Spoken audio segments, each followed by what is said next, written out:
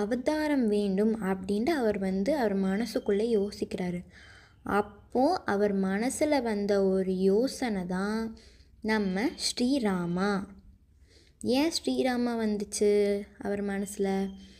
ராமர் சாதாரண குழந்தையே இல்லை, அவர் விஷ்ணுவோட ஒரு அவதாரம் தான் ஸ்ரீராமர். தர்மத்தை காக்க இவ்வுலகத்துக்கு அவர் வந்திருக்காரு.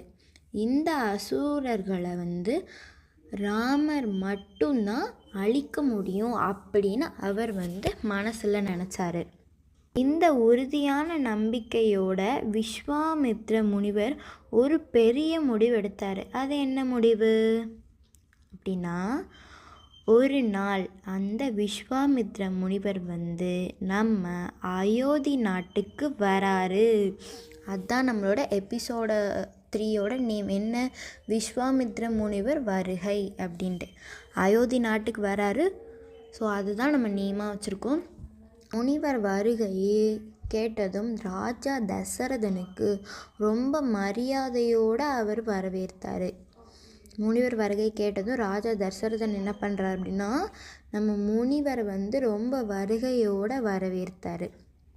எஸ், இப்போது முனிவர் தசரதன் முனிவர் காலில் விழுந்து ஆசீர்வாதம் வாங்கிட்டு, முனிவரே எங்கள் ராஜ்யத்துக்கு நீங்கள் வந்தது பெரிய பாக்கியம். ஏன்னா அவர் அவ்வளோ பெரிய ரிஷி அப்படிங்கிறனால சொல்கிறாங்க, எங்கள் ராஜ்யத்துக்கு நீங்கள் வந்தது அவ்வளோ பெரிய பாக்கியம். என்ன செய்யணும் சொல்லுங்கள் அப்படின்ட்டு பணியோடு அவர் சொல்கிறார். ராஜா அப்படி கேட்டதும் கொஞ்ச நேரம் கழித்து விஸ்வாமித்ர முனிவர் சொன்னார், ராஜா, எங்கள் காட்டில் நடக்கிற அசுரர்கள் தொல்லை ரொம்ப அதிகமாக இருக்குது. என் யாகம் அவங்க எப்போவுமே அழிக்கிறாங்க.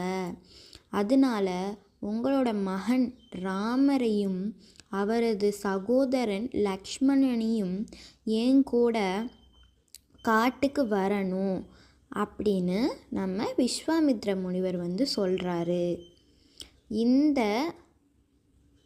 இந்த வார்த்தைகளை கேட்டதும் அரண்மனை ஃபுல்லாக அமைதியாகிருச்சு. ராஜா தசரதன் மனசு நடுங்கி போச்சான். ஏன் நடுங்கி போச்சு?